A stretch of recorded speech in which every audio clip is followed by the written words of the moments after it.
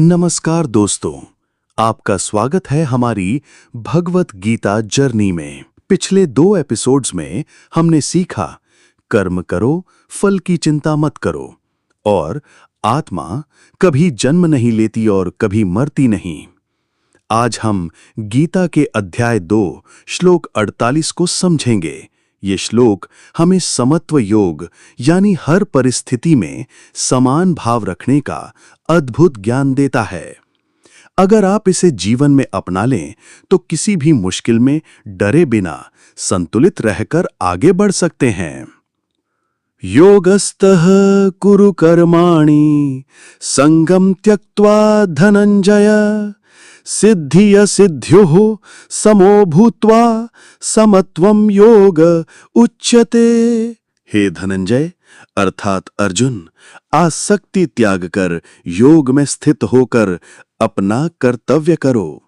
सफलता और असफलता में समान भाव रखो। यही समत्व को योग कहा गया है। भगवान कृष्ण अर्जुन से कहते हैं कि जीवन में सफलता और असफलता दोनों आती हैं। अगर हम सफलता पर खुश होकर घमंड करें और असफलता पर दुखी होकर टूट जाएं, तो हमारा मन हमेशा डगमगाता रहेगा। सच्चा योगी वही है जो दोनों स्थितियों में संभाव रखे, यानी न सफलता पर ज्यादा उछले और न असफलता पर ज्यादा टूटे। यही समत्व योग है, संतुलित रहना। मान लीजिए एक स्टूडेंट है, उसने पूरे साल मेहनत की और परीक्षा में अच्छे नंबर लाए। वो खुश है, लेकिन अगर वो घमंड में आ जाए तो ये गलत है। उसी तरह अगर किसी कारणवश उसके नंबर कम आ गए और वो टूट कर कहे कि अब मेरा जीवन खत्म हो गया, तो ये भी गलत है। सफलता मिली तो अच्छा है, लेकिन असफलता आई तो ये अनुभव है, अगली बार और बेहतर करूंगा। यही समत्व योग है।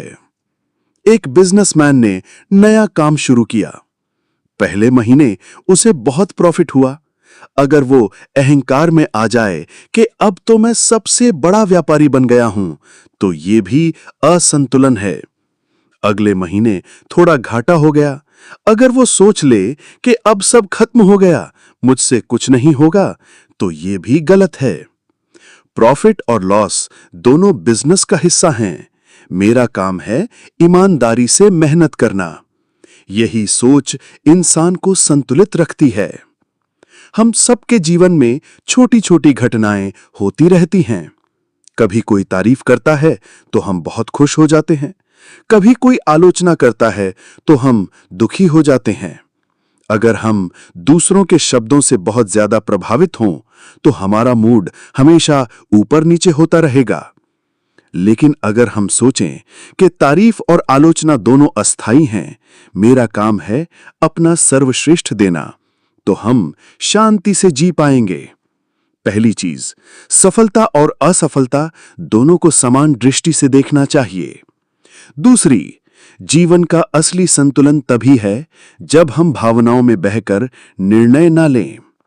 तीसरी, समत्व योग हमें शांति और धैर्य देता है। चौथी, खुशियां और दुख दोनों अस्थायी हैं, इसलिए उनसे प्रभावित ना होकर अपने कर्म पर ध्यान दें।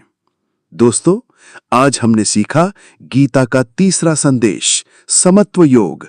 सफलता हो या असफलता, तारीफ हो या आलोचना, हमें संतुलित रहना है।